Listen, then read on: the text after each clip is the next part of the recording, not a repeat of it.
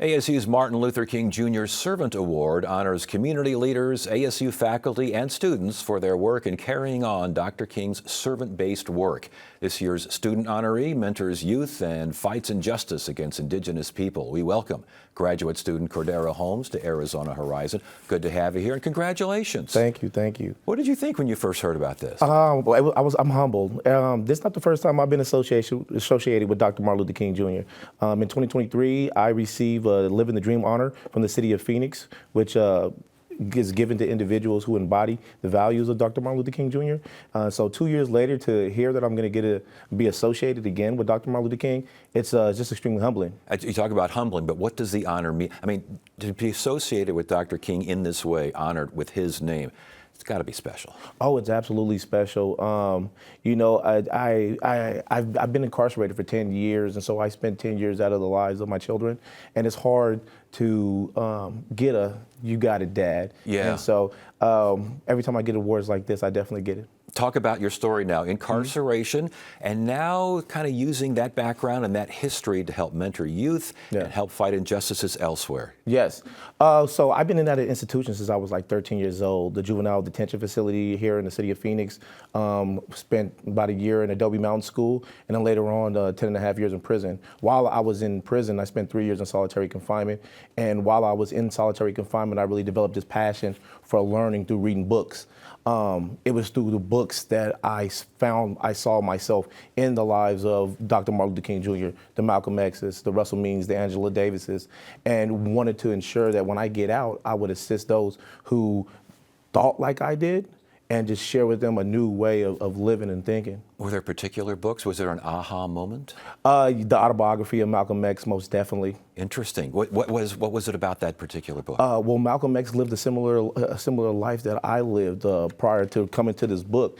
And so as I saw the transformation that occurred in Malcolm X, I couldn't help but to think, of course, he was assassinated later on, like the continuous evolution of Malcolm X and the growth that he did. Where would he be at today? And so I was just really picking up where he left off as far as like the evolution, and wanted to continue to evolve. Now it involves mentoring youth. Talk to us about what you're doing here, what you're telling these kids, and what kind of response do you see yourself in some of these kids? Yes, absolutely. So I'm the director of operations for a nonprofit organization called Progress Pushes Arizona. We started in King County, which is in Washington State, in 2018, and then came down here in Arizona in 2022. I just took this position, and what we do is we work with youth in Durango Juvenile Detention Facility, as well as youth in alternative schools within the Phoenix Union High School District. And as we're talking to them, I'm telling them, I really can't tell you what not to do, because you're going to do whatever it is that you want to do. But I will share with you that if you continue to walk this path, what will happen? Because I've experienced it. Friends of mine have experienced it in different ways. And so I just share with them all the ways that I know could happen if they continue down that path. Do you think you would have experienced what you experienced if you had had someone like you talk to you the way you're talking to them? Well, that kind of goes back to what I had shared, because I feel like I had that. Yes. I had that, but during the maturation process and just learning more, what happened is I really started to take heed from the individuals who I was incarcerated with, who weren't never going to get out, and who shared with me, like, you still got a chance. And so as I talk to the youth, I'm telling them, don't wait until it's too late. And you have to go through that, because I've already experienced it, and it's a multitude of other brothers who've experienced it who don't want that for you. Indigenous people, fighting injustice against Indigenous people. You're also focused on that. Yes. So I was part of Superintendent Hoffman's Indian Education Advisory Council back in 2021, 2022. And later on, right, we advised her on policy regarding Indigenous children, K through 12. This would push me into that, as I'm part of the Thornton Waltham Nation and currently the Mr. Indigenous First Attendant here at ASU. Wow. Well, very cool.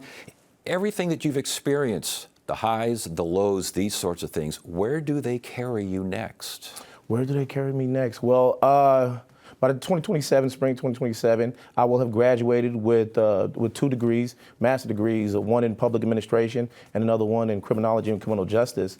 I hope to be in office, so you can look for me in a ballot soon. No, all right, sounds good. Last question. Yes. This is obviously a King Award, Servant Leadership Award.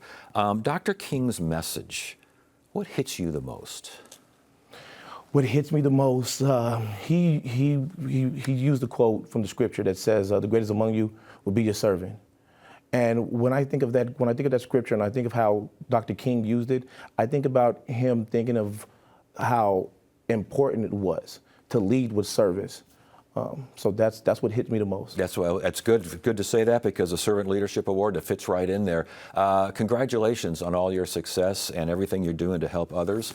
And congratulations on the award. Thank you. Good to have you here.